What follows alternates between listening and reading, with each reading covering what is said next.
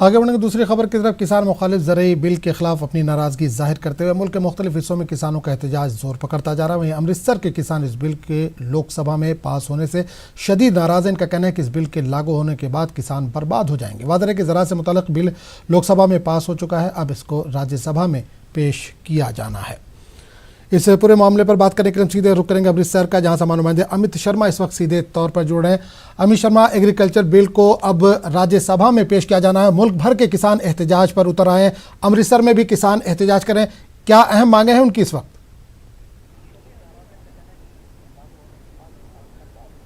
जैसे बिल्कुल जब ये बिल को पास किया जाना था उस समय से ही किसान लगातार इसके विरोध में थे। हालांकि सड़कों पे भी इसका प्रदर्शन चालू हुआ, लेकिन अभी लोगों की मुश्किलों को देखते हुए इस प्रदर्शन को डीसी ऑफिस के बाहर तक सीमित कर दिया गया है। लेकिन आगे भी इनका उग्र जो प्रदर्शन नजर आएगा, क्योंकि लगातार किसान जो है इस मुद्दे को लेकर विरोध में है। सर, ये बिल जो अभी राज्यसभा में पास होगा, लोकसभा में पास हो चुका है, क्या क्या मांगे हैं आपकी, क्या होना चाहिए? हमारी तो मांग यही है, जो एमएसपी उसको जारी रहना चाहिए। एमएसपी तो बगैर जो खत्म हो जाएगा तो हमारा जो पंजाब का किसान है जहाँ ही मर जाएगा, हरियाणा का भी मर जाएगा। क्योंकि जो एमएसपी की बात करते हैं सेंटर वाले, तो एमएसपी तो मक्की में है। मक्की को आज बाजार में 400 रुपये नहीं कोई बह रहा, 1850 रुपये उसका रेट तय किया है। जो 1850 रुपये रेट तय तो क्यों नहीं खरीद रहे? ऐसे दाना है 23 रकम की फसल है जिसका एमएसपी में रेट में तय किया। एक कणक गेहूँ है जो खरीदते हैं, बाकी तो उनको फसल खरीदते नहीं है। फिर उसका हमको गारंटी दे, क्या गारंटी देना है? पहले तो एमएसपी जो हमको वादा किया था भी एमएसपी में जो स्वामीनाथन की रिपोर्ट लागू करेंगे, हमको गुमराह करके इसने वोटा ले लिया। अब जो हमारे इसको वोट डाल किया, इसका पार्लियामेंट में बहुमत में सरकार बना दिया, तो हम सारा मुकर गया है।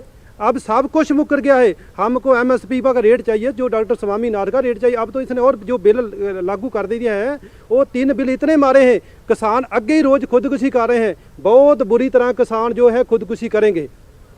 लगातार केंद्र सरकार की तरफ से बयान जारी किया गया है कि ये किसानों के हित में है, इससे जो बीच में बिचौलिए रहते हैं जो वो निकल जाएंगे और सीधा किसानों को लाभ मिलेगा, क्या कहना चाहिए? देखिए, किसान तो पहले से ही डूब गया है। जो बोलते हैं ये तीनों ऑर्डिनेंस ये पास हो जाते हैं तो किसान के हक में कुछ नहीं रहेगा। जो बीच में बिचौले हैं उससे बोलते हैं बाहर निकल जाएंगे। देखो, जो किसान है वो तो आगे आड़ती से लेकर के अपना गुजारा करता है, ये उसे भी नहीं रहेगा तो किसान कहाँ से अपना गुजारा करेगा? जो आड़ती है उस ठीक है, हम पर सूत लगाते हैं, लेकिन किसान का गुजारा तो होता ना, उसी से हम अगली फसल का बीज भी लेना होता है, दूसरा अपने कोई घर का प्रोग्राम होता है उसी से भी लेता है। ये जो बीच में निकल जाएगा, कहते हैं बीच में निकल जाएगा, लेकिन सब कुछ उथल पुथल हुआ है, कुछ भी सही नहीं है। तो किसान लगातार खुदकुशी कर रहा है। इससे पहले भी किसान खुदकुशी कर रहा था जब ये बिल लागू नहीं हुआ। तो अभी अगर ये बिल लागू हो चुका है, राज्यसभा में लागू होगा, उसके बाद क्या हालात रहेंगे किसानी के? पंजाब में नहीं, पूरे हिंदुस्तान में किसान बचेगा ही नहीं और बहुत बड़े पद्धर से खुदकुशी होएगी।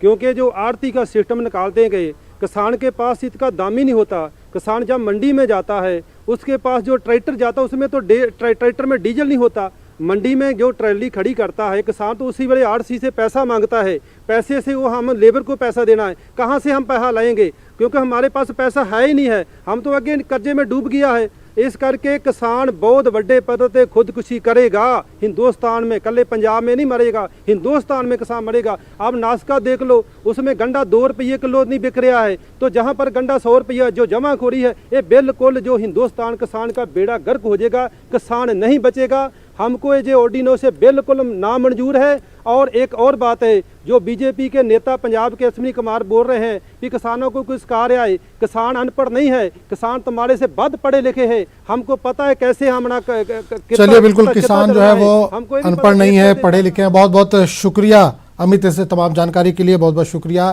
तो नाज़रीन, एक बार फिर आपको बता दें कि एलजी मनोज सिन्हा इस वक्त प्रेस कॉन्फ्रेंस कर रहे हैं। एक बार आपको फिर वहीं ले चलते हैं। मिलने आ रहे हैं, दरखास्तें आ रही हैं, साहब ये स्वीकृत कर दीजिए। विनम्रता पूर्वक उनसे हाथ जोड़कर मैं एक बात कहता हूं, भाई थोड़ा समय दीजिए, होने लायक होगा तो जरूर करेंगे, लेकिन कोई घोषणा की जाए और वो न हो, मैं समझता हूं कि इससे खराब काम न प्रशासन के लिए है कोई और न अच्छे शासन के लिए। और जो अनाउंसमेंट हम कर रहे हैं, हम उसके साथ साथ लोगों को बता रहे हैं कि टाइम बाउंड मैनर में इसे हम कंप्लीट करेंगे। और आज फिर हम दोहरा रहे हैं आपके बीच कि जो आज ये अनाउंसमेंट हो रहा है, इसके लिए हमने समय सीमा तय की है। मैं स्वयं भी मॉनिटर करूंगा हमारे वरिष्ठ अधिकारी भी, चीफ सेक्रेटरी भी मॉनिटर करेंगे और हम आपको भरोसा देना चाहते हैं कि जो कुछ घोषणाएं हैं इसे हम जमीन पर उतार करके दिखाएंगे। एक नए कल्चर की शुरुआत जम्मू कश्मीर की धरती पर हम सब करना चाहते हैं। And I assure you, I will ensure quality execution of all these schemes along with administrative measures. एक इंग्लैंड के पुराने सोशल थिंकर थे जॉन रस्किन, उनका मैं एक निबंध पढ़ रहा था और उन्होंने लिखा है कि quality is never an accident, it is always the result of intelligent effort and that we are trying to do. हमारी पूरी प्रशासनिक मशीनरी जी जान से एफर्ट कर रही, प्रयास कर रही, और मैं कह रहा हूं कि एक नए प्रकार का उत्साह पूरी प्रशासनिक मशीनरी में मैं देख रहा हूं। जो भी पॉलिसी बने, जो भी निर्णय हो, वो आवाम के हित में हो, जम्मू कश्मीर की भलाई के लिए हो और राष्ट्र निर्माण की दिशा में हो, इसके लिए पूरे यूपी प्रशासन प्रतिबद्ध है। हमारे पूर्व राष्ट्रपति मरहूम अब्दुल कलाम साहब कहा करते थे कि in democracy the well being, individuality and happiness of every citizen is important for the overall prosperity, peace and happiness of the nation. मैं इसी संकल्प के साथ चल रहा हूं और कश्मीरी अवाम की तरक्की और भलाई के लिए कोई कसर नहीं छोड़ूंगा। एक शेर से अपनी बात समाप्त करूंगा, फिर अरुण मेहता जी आपको विस्तार से बताएंगे। और बस 2 लाइन की शेर है, बहुत लंबा है सफर अभी बहुत दूर जाना है, बहुत लंबा है सफर अभी बहुत दूर जाना है, गर चलते रहे तो पास ही मंजिल का ठिकाना है, पास ही मंजिल का ठिकाना है। थैंक यू, धन्यवाद, नमस्कार।